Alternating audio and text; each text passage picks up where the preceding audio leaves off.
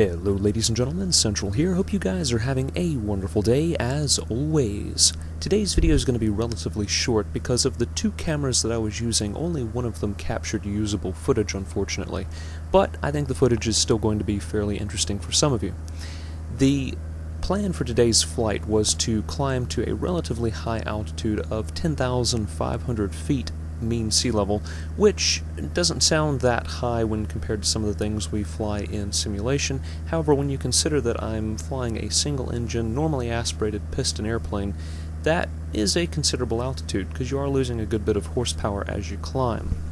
So that begs the question, why that specific altitude? Why 10,500 feet? Well, there are a couple of reasons for that, partly due to the FARs, but we'll get into that in just a bit. Basically, 10,000 feet is a changeover, where below that you're limited to 250 knots indicated. Now my airplane can't do that anyway, but it's kind of neat to think that once you get above 10,000 feet you're basically getting into jet country, where the speed limit changes, at least over the continental United States, to the speed of sound. You're not allowed to exceed that. So a little bit of a changeover in speed limit there, which is kind of neat.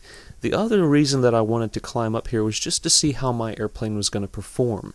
You see, most of the time you're not going this high, at least not on the East Coast, but once you start going out west, which I do eventually plan to make a trip out west, then the elevation of the ground starts rising, so you're going to have to climb higher into that thinner air, and I wanted to see how my airplane was going to perform at these high altitudes.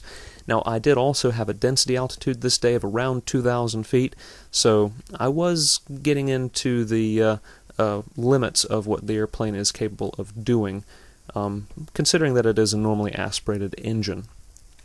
Now, why 10,500? Why didn't I break it off at 10,000? Well, that has to do again with the rules. We go to the FARs and we can see that if you're flying VFR, which is what we were doing, you have to start paying more attention to your altitude in order to maintain separation with other aircraft. So if you're flying to the east, basically, anywhere between 0 and 179 degrees indicated by your compass, you're going to be flying at odd thousands plus 500 feet.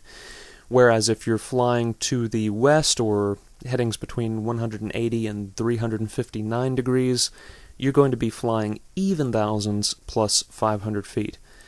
This little chart here gives you a little bit of an idea of what I'm talking about. Now, of course, the difference between VFR and IFR is that the IFR altitudes are either odds or evens without that 500-foot difference, which is why, of course, after getting above 10,000, we needed to climb that extra 500 feet heading west so that we could stay legal. So here we are getting close to our target altitude, still climbing at this point, but to give you an idea, a little bit of perspective as to what you're looking at, ground elevation in this area is between 200 and 300 feet, thereabouts, and the clouds that you're seeing there are between 5,000 and 6,000 feet. So that gives you a little bit of an idea of exactly what you're looking at here. Now, like I said, I was trying to film with two cameras. This is the only one that produced usable footage, and even then, it really doesn't do justice to just how beautiful of a day it was and how beautiful the clouds were to look at.